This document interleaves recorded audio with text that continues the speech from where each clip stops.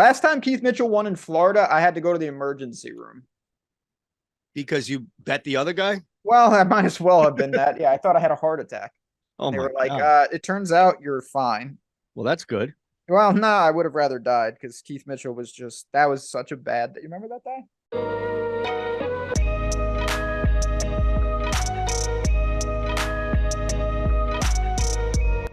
Okay, we're back. You're back. Everybody's back.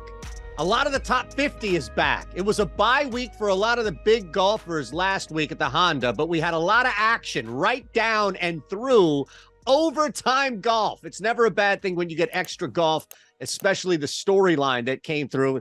Guy behind me was the big one. The guy next to me, though, is the big story on the show today, and that's been Rasa at JazzRazDFS, at Shander Show. We don't move states. We stay in the great state of Florida.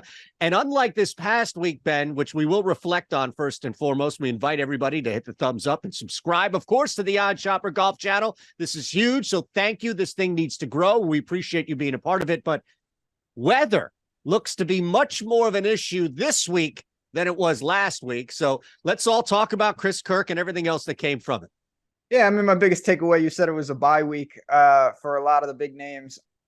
I'm not saying I'm a big name, but I wish I took a bye week. I'll tell you that much, because Chris Kirk and Eric Cole, who a lot of people had mentioned, not me, were duking it out, and I didn't really have much going. So it was a taste of Florida golf. It wasn't crazy conditions. I know Honda is kind of a lost tournament right now. It was entertaining. Chris Kirk almost hit the car when he went into the water. I've never seen that before. But all in all, for my card, I didn't have really anything to root on too much. I'll say the one bright spot was Justin Sue. I thought I might get bailed out with him. I had a ticket on him, but he unfortunately came up a little bit short. Yeah, and that was the thing where you had all these guys. Like Lowry was the only defined golfer in that mix heading into Sunday. Yep. And even live betting, to your point, or showdown, one slate DFS, like any way you looked at Sunday, there was so much volatility, including Kirk. And you know, that top of the leaderboard was really tough to kind of pin down. And yeah, I mean, you're chalking it up to nerves. You're chalking it up to inexperience. You're chalking it up to just being new and, you know, greater than an experience, like new to those moments. Tough, man. Very tough to take away in a tournament like that. But we had some long shots in the mix at the very least. Yeah, I mean, again, you're going to get some funky results from Florida. A couple water balls here, a couple water balls there, and you're out of it. Water ball, though. You mentioned it. Kirk almost like we talked about this. I've never seen, there was no reason for that. No. That was almost inexcusable as the bad beat you had with the rebound prop that I'm not with that. We're not even going to poison the OddsShopper Golf channel, which is just fantastic right now with that stuff. But yeah, just hit it into the grandstand. Hit it into the grandstand like everybody else. Get it, do what you got to do, get up and down and call it a day. But you know what? Shout out to Chris Kirk. Awesome player. Obviously, he's had his personal struggles. It was really cool to see him. I can't believe it had been that long. I think they said 7 years. He's been playing great golf this year, and I'm really happy to see him break through. Selfishly, I wish I bet him. I did not, but a good way to get the Florida swing started. And now we go to Bay Hill. Can't wait for this. Let's do it. All right. Before we hit Arnold Palmer Invitational, Bay Hill, and the weather, the top of the board, the return of this major group of golfers who were just like, nah, to the Honda. And to be fair, outside of this becoming an invitational elevated event to higher purse, a lot of these guys that we're about to talk about have said, to the API. So let's not look at like this has always been a return to norm by all means. But let's tell everybody, Ben, because you may be new to the channel. You may be new to DraftKings. You may be new to both. That's fine. That's great. We're going to give you an opportunity to turn $5 into $150. Now, the easiest thing to do is just identify the heaviest money line favorite you can find. We'll get there in a second. All we need from you, a couple of things, right? 21 or older, gambling problem, call 1-800-GAMBLER. You have to live in a state where you can legally place a wager.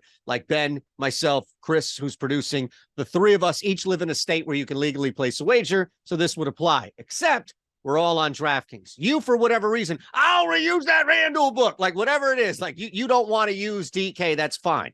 But we're going to give you an opportunity to have $150 in your pocket. Take 90 seconds out of your life, put your information in, sign up, sign your grandfather, your grandmother, sign somebody, again, 21 or older in your house who is new to sports betting up with this link. It doesn't matter.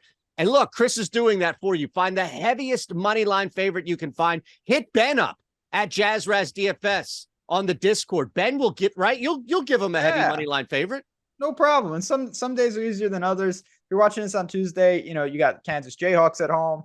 Monday, again, just look at the lines. No matter what you're picking, even if it's say a minus 300 shot, it's 30-1 on that bet. And if you lose $5. $5, the upside is 150. It's a risk I'm certainly willing to take. There you have it. Easy money, as we say. All right. Couple of things to look at here. Big picture, Ben. We'll dive into this. Return, as we mentioned, of two big things. Elite level golfers and elements being a part of what we're doing here. So I think the course is not an easy one. And if you're looking for mid-range to longer shot golfers, it's probably going to be a little more difficult unless you can identify maybe a European or somebody who is conditioned to the tough wind and the weather that is expected here. Not cold as much, but the wind as we're expected here. Also, as we talked about last week, nothing really changes. A lot of these greens are riddled with hazard. You've got water everywhere. This is not an easy week. Oh, it's not easy at all. A couple different things I'd say that change. First of all, this is a long, this course is pretty long. Driver, I think, is more important than maybe a technical, of Honda or Valspar or something like that. But you're dealing with fast Bermuda, punishing rough, alligators, water. You don't want to be messing around in these spots. And then I think the biggest change is twofold, and you've echoed both of them. One, keep an eye on the weather. We can't really do anything about that right now, but you do want to keep an eye on the weather. And then two, this is a loaded field. You're not going to find, Billy Horschel at 20-1 here. He's like 100-1 because all the elite players are now back in business and ready to take on Bay Hill. Awesome. I don't want to add anything to it because I think at this point it's going to take away from me being a little absent from the top tier, notably absent from the top tier. So I'd rather you jump in with your top tier. And there's something that has pushed me away, I think, from a couple of these guys at the top. I'm just going to wind up tailing your two guys that you mentioned reluctantly, but only because you are red hot overall this year. So, of course, first things first, you always want to shop these around. We're going to use DK. But you want to make sure you're going OddsShopper and getting the best numbers. I think we have to start, not because I'm betting him, but we have to. John Rahm has earned a spot in this show permanently. If he's in the field, we should talk about him. So he's sitting at around 6-7-1. He's just winning everything. I can't really push back on anything except to say this. It doesn't seem, and I could be wrong, but John Rahm doesn't seem to love Florida golf. He doesn't play down here that often. Maybe it's a scheduling thing. He's got one appearance at API. He's never played the Honda. He played once at Valspar, and he plays the Players. That's about it. He loves the West Coast swing. He's obviously present in some of these other areas. He doesn't seem to like this. His Bermuda splits are not nearly as good as some of the other greens.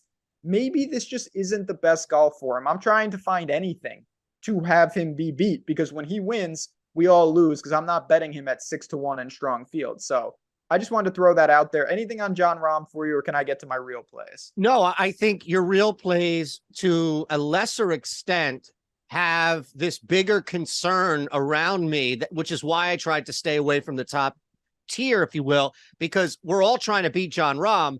And to your point, it's not even about betting John Rahm. I think it's about finding why certain guys aren't going to win in the top tier this week, as opposed to maybe identifying odds that could beat Rahm closer to Rahm. But you've done that. So I'm curious to see where you start. Yeah, I'm just going to, again, it's a great field if these top guys don't win because you're getting great value on some of these elite players. Justin Thomas is 20-1. Xander is 22-1. You see those numbers in majors for these guys. Those are major level numbers, and this is a major level field. I look at both of them. They don't have a ton of history at API, just like Rahm, but I like where their games are at. Gaining off the tee, been pretty close. Xander's littering the top 10 board, doesn't have those wins in 2023 just yet. JT, it feels like the puzzle pieces are right there. Waste management, gains 12 strokes tee to green. loses with the putter. Goes to Genesis, loses tee to green, gains 5 with the putter. It's so close to syncing up. He just needs to pair the ball striking with the putter, and I don't see any reason why that can't be this week. And we know what he can do around the green. He won't mind the challenge. Nasty weather. Give me a guy like JT in his around the green game. So this is where I go back and forth, right? Because half of me is like, you, sir, are a hypocrite, right? Because you just laid out the exact reason why you would stay away from Jon Rahm. But the other half of me has sponged a lot of the knowledge and information that you have thrown out in any capacity that we've had a chance to work with. And I know that the biggest and only, maybe, dare I say, to like 95% reason why we're staying away from Rahm is because there's no value for him on the board. So I get that, right? Like, I get that. However, the two guys that you mentioned, those were the ones that stuck out to me with the number associated to them that were off. It's incorrect.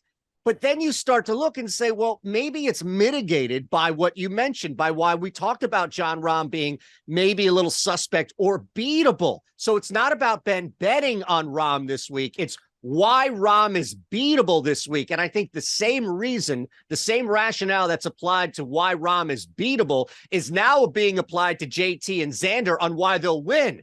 And that's where I'm a little nervous. I'm going to tail both of these guys because they are the top tier guys. They're the only ones in our screenshot here that make sense unless you're just willing to eat a little bit on Scotty Scheffler, who is the return champ, who has played exceptional golf when he's been out there. He's watered down, but not like Max Homa, not even Morikawa, who I don't think makes any sense in between JT and Xander. And again, he's been hovering, playing well, don't get me wrong. Justin Thomas is the one that I would slam.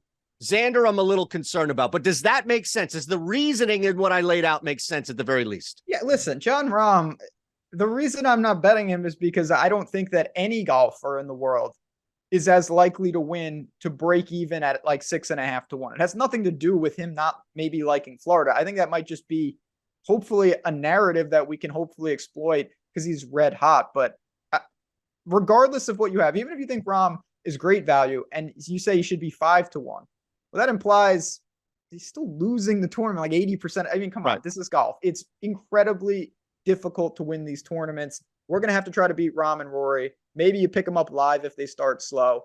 JT, Xander, I think are good starting points for me. Yep. A lot of guys still in this range, though. Is there any other kind of top end fringe element that you want to get to? Yeah, I think the one guy that I want to mention here, and this is going to open up to the mid-range conversation because his odds don't reflect the top tier, but it's Viktor Hovland. And I think the biggest thing that people are going to talk about at 35 to 1, I think that's off, Ben.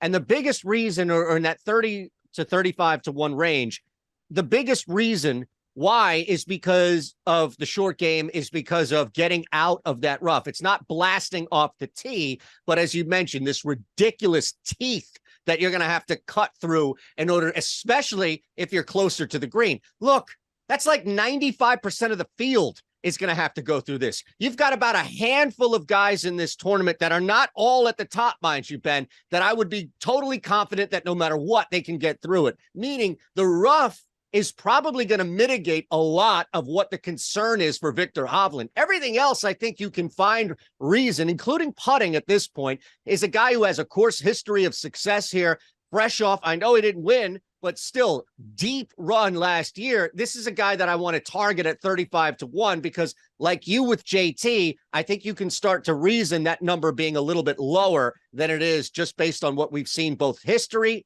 and with Viktor this year.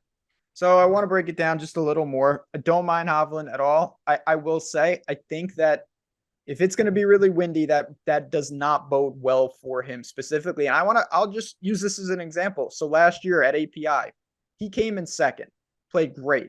He shot 69 in round 1, 66 in round 2. It got nasty on the weekend. It really got harder. Shot 75 in round 3 and 74 in round 4. You can see the split right there. And I think that that's something that Hovland, it's tough. He's not the best golfer in really windy conditions. So I want to point that out, that I think he's kind of a catalyst. If it looks calm, I like it. If it looks like really difficult, I'm not sure that's where I would go. The other guy, actually, let's go into more of the mid-range here because I'll bookend it with the other guy that I have. But now we can open up a little bit longer odds here. Mine's going to be short, like actually 2 in this range. So let me get him out of the way, Chris. Go ahead. Because he's also 35-1, and I'm playing off of 2 big things. Actually, 3 things with Matt Fitzpatrick. The fact that he's comfortable in the wind, the fact that he has a top 15 already, and the fact that he has a legit course history here. So this is familiarity with Bay Hill. This is success that we've already seen, and the fact that Matt Fitzpatrick is not somebody that I would move away from if there are windy, gusty conditions. 35-1, I get it. It's an ask, but still, even if you wanted to break it down, Ben, to where, if I could get Hovland versus Fitzpatrick at the same number, 35-1, I'd lean Fitzpatrick there, and that would be totally fine because I don't think the wind or the elements have anything to do or really impact his level of success versus someone like Hovland. No argument there. It's pretty crazy. I only have one thing to say on Fitzy. He has lost with the irons in every PGA start in 2023. That is just very, very shocking for a guy this good. He has to flip that. That's all. No, it's fine. But I think these guys are towing the top tier mid-range at 35-1. So now we can open it up a little bit wider for you. So I talked about Hovland and, some of the weather. If there's weather, who better than one of the few guys that played last week in Shane Lowry, who is 60-1 on DraftKings. He loves the wind. He loves the difficult conditions. He gained 11 strokes tee to green at a difficult Honda course. He lost a single stroke putting. If he putts, he's the winner last week. No doubt in my mind. Playing great golf, 60-1. The guy's won a major Open Championship. Why not Shane Lowry? So I look at him, and then even though Decky's a completely different. Come on now. 60-1? 60-1. Yeah, this doesn't make any sense. He's healthy. It appears to be. He's not playing great, but I'm not really overly concerned about that. He couldn't putt at Genesis. This is a guy that's got a ton of experience at API. He seems to like it tee to green. He has gained every single time he has been at API tee to green. He's just lost numerous times, like 8 strokes putting. You got to live with that. Fire me up. He could have won the Players the year the COVID hit and they canceled the tournament. He's shown he can get it done in Florida at 60-1. Yeah, I like Hideki. I don't have any pushback on that. He's definitely been a crowd favorite here on this show. You love Hideki. Yeah, absolutely.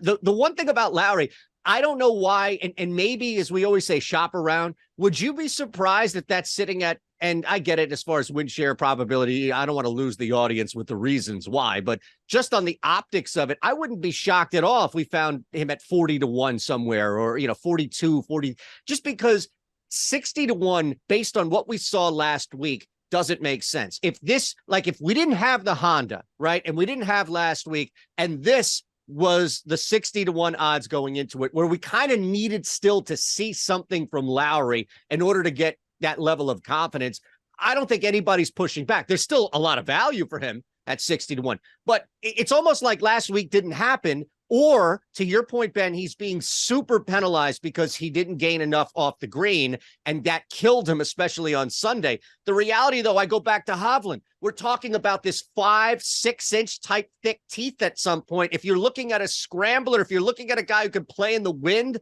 how is he 60-1 based off of that and what we got last week? I don't know. Yeah, I mean, listen, Honda's a weak field, there's no doubt, but I just find it crazy. Say he didn't play Honda. This is implying what would his number be then? Like, we looking at 75-1, yeah, 80-1? I mean, come on. For Shane Lowry, I really don't understand that. So no. I like this number. Again, you always want to shop around. Just for every 40-1, maybe there is an 80-1 out there. Again, that is really important with betting here. I threw him in on a 3-ball with Spieth and Hoagie. I just don't think that if you look at, the ladder of the 3 here, I need to see out on this. And Spieth, I think, just plays into the fact that he's only played 1 time. And that some of these guys have skipped this event when they've had the choice versus now with this big purse where it's like, all right, we got to play. And I think there may be something to that. All right. I only have, you hit your 2 at 60-1. I'm just going to drop him in there. This is a guy that we've been talking about through, I would say here or there. He gets sprinkled in every now and again. But you talk about course history. Keith Mitchell likes Bay Hill. Keith Mitchell plays well at Bay Hill, and Keith Mitchell's played well this year. So at 60-1, I think you have another option where you can play all three of these guys at the same unit size, and you shouldn't be shocked at all if one of them comes through. We talk about ladders, the 40-20s, things along that nature. I think Mitchell is a perfect candidate for a top 40, top 20 as well. I don't mind that. I'm not as high at Keith Mitchell as most are. Like, I don't think he belongs with Decky and Lowry in an outright field. I just don't. Shown he's a winner at Honda. He's a spike putter. Like, he came in 6th and 5th here. He gained 3.6 and 6.3 on the greens those years.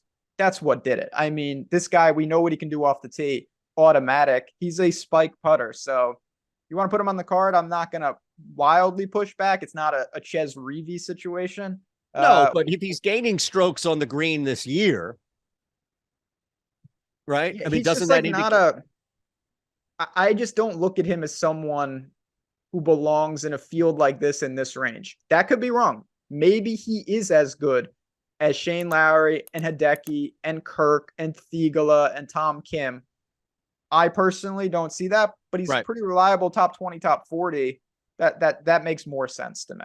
Yeah, and I think that's the target here. That 60-1 is a fine sprinkle. But look, you know, I think Lowry, now you're giving Lowry too much credit here. All right. Lowry was just him. All right. Adam Scott, he's sitting like 80-1. Gary Woodland's 100 to like these Woodland guys is a conversation to be had. I'll give you that. But I don't think that. Look, I think Mitchell has played better than Woodland this year overall. Oh, yeah, he has. He has. Okay. Mitchell has earned, I think, a right to be in this conversation. You just don't like him. You don't like how he looks. Oh, yeah, that's it. Hilla Keith has earned the right to be where he is in the odds. I'm not going to push back on that. I'm just not sure if he's ultimately as good as those odds imply. Sounds good. I love it. I really hope. If he wins, you can find a substitute for the players. All right. I know you'll be on like the Pat Mayo show or some other shit. And we'll be like, where's Ben? Nope. Not doing it. All right. We have to tell it. Speaking of which, if Ben is ever off, noticeably or just mysteriously, or because he doesn't want to deal with me doing a victory lap, you can find him on the Discord. He does not take days off on the Discord. We know that by all means. Look, we're going to give you half off your first week. All of those faces. Look at that. We added Isaiah to the mix. Yeah. I absolutely love it. Can we get Gajeski's mug up there, please? I mean, the guy is converting DK subs left and right. Can we at least get his face up there, Ben? I don't make the rules, but yeah, we got a whole group in there. We've got fantastic people covering all sports. And more importantly than that, it's just fun. It's a fun community. Of course, there's a couple, there's always a couple clowns, but get those people out of there. The rest of the people love everyone in there. It's just really fun. We win together. We lose together, throw out a lot of bets. So it's just a cool community and an exciting one to be part of. My wife said that my beard with the grays looks like I have toothpaste still stuck in it. Yeah, it's good. It adds the mystery. Well, I mean, I shaved as a result of that. I was so did I. I shaved. I was on a real good streak too, and I'm pretty superstitious. Yeah. And I got hit with basically the ultimatum in my personal life that I've crossed over to inappropriately looking. I had to shave and try to bring it back to reality. It's amazing. I got by 30 minutes a week. I actually have to look somewhat presentable here in Philadelphia, and I got by. I know you don't have that half hour, but that's a streak killer right there. I'm telling you, build 6 days and it's like, oh shit, I got to shit. I got by. And then the wife called me out. It's like, you look like you have toothpaste in your face. So I had to shave. All right. Gary Woodland doesn't have that problem. Gary Woodland. No, he's got other problems, right? But yes, he's 100-1. Okay. Have at it, because we've talked about Gary a couple of times. I wrote about Gary a couple of weeks ago as a long shot play. And look, I think Wood has some appeal here. No doubt. I picked him up at Genesis at huge odds outright and huge odds for top 5. And that returned $0 because he came in 9th, but he was close. He gained 9.7 strokes on the approach. Come on now. That is, I don't care what you think. That is a showstopper. Now, he hasn't gained strokes putting since it's been a while, but when you've got this ball striking, Gary Woodland seems to be healthy. It's in there. He was 5th at API last year. He gained a boatload on the greens. It's worth a flyer. He's the type of guy that I'm going to sprinkle on this week. And then I'm just going to throw out one more while you hydrate. Bez is a passion project. Christian Bezuidenhout for me. He's got some good results at API, 3 starts, 18th, 7th, and 20th. He played last week. He made the cut at Honda. He was positive tee to green, which is a really big positive overall because that's usually where he bleeds strokes. This is a tough justification. I'm not sure he has the all-around game to hang in, but he has shown that he can hang in at API and put cash a top 20, cash a top 10, something like that. So you want to put him on the outright board, sure, but keep an eye on those top 10, top 20, top 40 numbers. Not many guys in this field have multiple top 20s over the last 5 years. He's among them. He is. Bez is in that group. Now, a couple of others that we've mentioned. Hideki is in that. Keith Mitchell is in that. Although Mitchell, you could bump up to multiple top 10s over the last 5 years. What'd you say? Here we go. No, yeah, just get him out. Go to somebody else. All right, I'm going to give you a name that's going to force you to either say, yes, I love it, that's a great mine, or you're going to walk up and leave. Like, I don't think there's middle ground left anymore with Luke List. Let me pack it up already. Right? Like, is there any middle ground left with a guy like Luke List?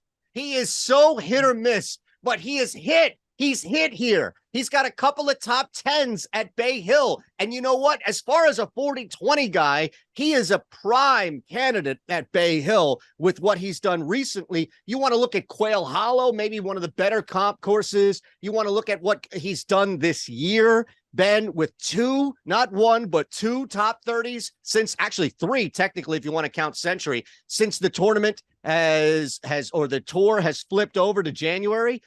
Luke List at 130-1 is probably better served on a ladder play, but who am I to pass up an opportunity? I mean, multiple top 10s. All right. One of like 5 guys in the field with multiple top 10s over the last 5 years. Come on. You cannot ignore that. Luke List is fine. It's not a hard guy to talk about. He hasn't gained strokes putting ever. Yeah, ever. Literally been on tour for 10 years, ever. He hasn't gained strokes putting in an event that we have strokes gain data for since June of 2022. How is that possible? Well, that's the thing. He's got 3 top 30 finishes. One of them is a top 11. That's not a full field, though. Well, the Tournament of Champions is not a full field. You're right, but it's a pretty good field. Yeah. Well, I'm just saying, if you're cashing top 40s there, that means you didn't fall off a cliff. Like, no. I all right. Let's not Farmers, get crazy. Like, you're right. Farmers and the Genesis. Those are, yeah. Listen, you want to make a point for Luke List. He came in 29th at the Genesis. He lost 7 strokes putting. 7 strokes putting that week. He gained 11 and a half strokes on the approach. That is astronomical. But this is a course that can allow you to do that. Yeah, he just has to. You can't lose 7 strokes. No, you're right. Well, that's why he's 130-1. All right. Yeah. I hear you. Oh, my goodness. All right, let's run it back here. Final card. I have a couple of 3 balls I'm going to throw at you as well. But I think you laid out the top tier by all means. So whatever you have that you want to jam in, you're early. This is a Monday recording. So we have to wait for the weather. We have to wait for tee times. So often do we remind you, just pay attention. Hit us up in the Discord. We have live stuff. Nice little Sepp Straka top 10 live play that hits on the Discord. So, things happen live on the Discord as well. Just pay attention throughout the week is what we're saying. Of course. Easiest way, always, our handles are right there. Follow us on Twitter. We're both on there a ton. Dropping bets, talking through some things, and keep an eye on that weather. Yeah, my final card, I think I'll just bet Keith Mitchell and move on. No, wait a minute. Not doing that. JT and Xander. Unbelievable. Lowry. These are the type of guys up top. And then you've got, I think, your chasers. For me, Woodland and Bez. For you, I think that's the Luke List-centric part of your card. So you just have to build it out. Don't be afraid to add. What I've been doing in these Florida fields specifically, say you're like, all right, I'm going to allocate, say, 10 units to this tournament. This is what I've been doing. Bet 7 units and hold 3 back for live betting situations. Because I don't want to finalize my whole card Monday and Tuesday, and then something comes up and now I'm overextended. These tournaments are long. There's opportunities within the tournament. So I know the guys that I want that we talked about, but I have a couple in reserve that I have my eye on, but they're not on the final card just yet. Yeah, I think that's what I did approaching the three balls for me, right? So, you know, Hovland is a guy that I'll take a look at. I'm definitely playing. I have no choice but to play Keith Mitchell on every single possible bet right now, just hoping that one comes through. I love Lowry and Fitzpatrick are the two guys that I think I'm going to target the heaviest here. And then look at a couple of other names like Lowry, I mentioned in a three ball. Keith Mitchell's in a three ball with Tommy Fleetwood and Will Zalatoris. I like Mitchell at plus 185 as the tied with Fleetwood as the longer odds in that. And the last one that I mentioned as far as is Corey Connors, somebody who has success here, a history of success here, multiple top tens here. And looking at him is in a three ball, Ben, was probably the best way for me. So I have him in a three ball, beating out at plus 170, same odds as Thigala, beating out he and Power, Seamus Power at plus 180. So I like that, attacking a guy again who has been here, conditions, etc. So that's kind of how I'm looking at some names that we didn't necessarily bring up, but I think you can still play in non-outright situations. Yeah, again, just keep an eye on the weather. I know I've said that 5 times. It's really important for all this stuff. But I think we've got a good card here.